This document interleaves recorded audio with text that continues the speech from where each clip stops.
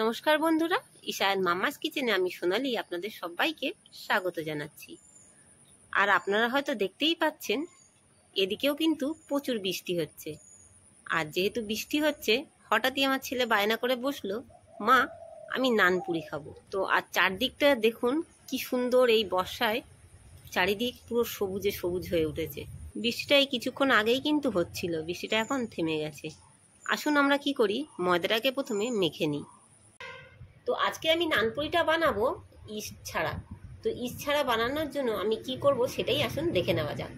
এখানে দেখুন আমি কিন্তু 1 কাপ টক দই নিয়েছি, টক দইটাকে দিয়ে দিচ্ছি। আর এই কাপ মেপেই কিন্তু আমি ময়দাটা ব্যবহার করব। এবারে এই টক দইয়ের মধ্যে দিয়ে দেবো 1 চামচ বেকিং পাউডার, আর দেবো সামান্য একটু খাবার সোডা, 2 চামচ চিনি, আর সবশেষে দেবো স্বাদ মতো নুন দিয়ে এটাকে ভালো করে আমি একটু মিক্স করে নেবো। আর দেওয়ার সাথে সাথেই দেখুন টক দইটা কিন্তু অ্যাক্টিভ হবার শুরু করে দিয়েছে। আপনারা হয়তো বুঝতে পারছেন কত সুন্দর কিন্তু ফোম এসে যাচ্ছে। আপনারা হয়তো বিশ্বাস করবেন না যে ইস্ট ছাড়াও কিন্তু এত সুন্দর আপনারা বাড়িতেই কিন্তু নানপুরি বানিয়ে নিতে পারবেন। তো ব্যাস, এর থেকে কিন্তু আমার আর এটাকে মিক্স করার প্রয়োজন নেই। আর এখানে আমি এই যে ময়দাটা নিয়েছি, এই ময়দাটা কিন্তু আমি এই কাপ মেপেই 3 কাপ নিয়েছি। তো আমি আর মেপে আপনাদের দেখাচ্ছি না, আপনারা যখন বাড়িতে নানপুরিটা তৈরি করবেন অবশ্যই সেটাকে একটু মেপে নেবেন। আর এটা কিন্তু আমার চেলেও রাখা রয়েছে।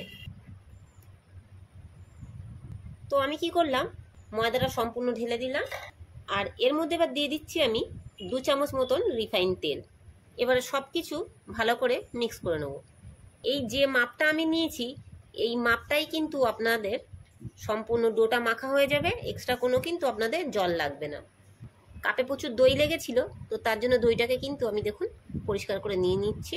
কোনো জিনিসই কিন্তু নষ্ট করা উচিত না। আর আরেকটা কথা হচ্ছে কি, এই ডোটা কিন্তু খুব একটা নরম করে মাখলে কিন্তু হবে না। যেহেতু আমরা এটাকে রেস্টে রাখবো, রেস্টে রাখার পরে কিন্তু আপনা থেকে কিন্তু এটা খুব নরম হয়ে যাবে। তো এটাকে ভালো করে আমি মাখিয়ে নিই আপনাদের দেখাচ্ছি ডোটা আমি কীরকম রাখবো। তো দেখুন ডোটা কিন্তু আমার মাখিয়ে নেওয়া হয়ে গেছে। এবারে আমি হাতে কিছুটা রিফাইন তেল নিচ্ছি। রিফাইন তেল দিয়ে এটাকে আমি আবারও কি করছি, ভালো করে একটু মেখে নিচ্ছি। আর আমাদের এখানে বর্ষার সময় প্রচুর কিন্তু লোডশেডিংয়ের সমস্যা হয়।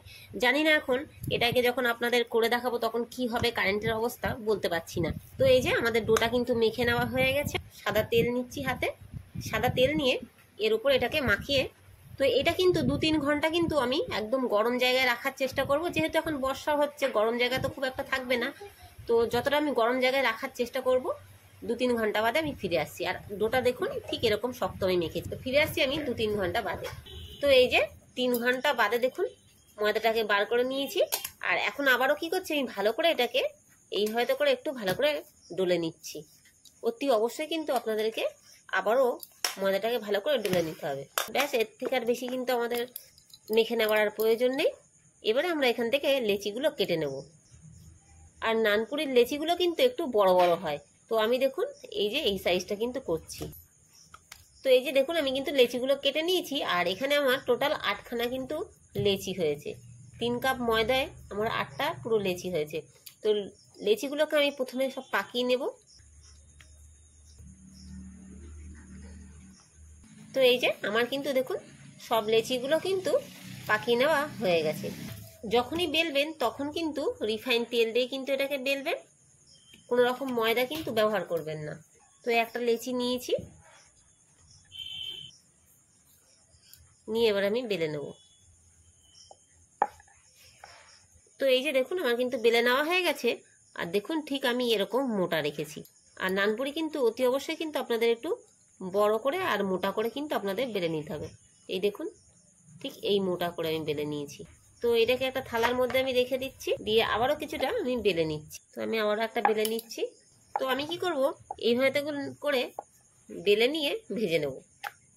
তো এখানে কিন্তু কড়াটা আমি বসিয়ে দিয়েছি। এবার কিছুটা রিফাইন তেল দিয়ে দিচ্ছি। তো তেলটা গরম হয়ে গেছে, এবার এর মধ্যে দিয়ে এগুলোকে ভেজে নিচ্ছি। আর এইভাবে করে আস্তে আস্তে করে নাড়তে নাড়তে দেখবেন আপনা থেকেই কিন্তু ফুলে উঠবে। এক পিঠ হয়ে গেছে, আর এক পিঠটাকে এবারে উল্টে দিলাম। তো এই যে একটা ভেজে নেওয়া হয়ে গেছে, এবার এটাকে তুলে নিচ্ছি। আবারও একটা দিয়ে দিচ্ছি। এইভাবে করে ঘুরিয়ে ঘুরিয়ে দিলেই কিন্তু দেখুন ফুলে উঠবে।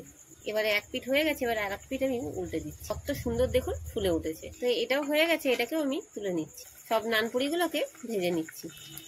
তো এই যে আমাদের সব কিন্তু নানপুরিগুলো ভেজে নেওয়া হয়ে গেছে।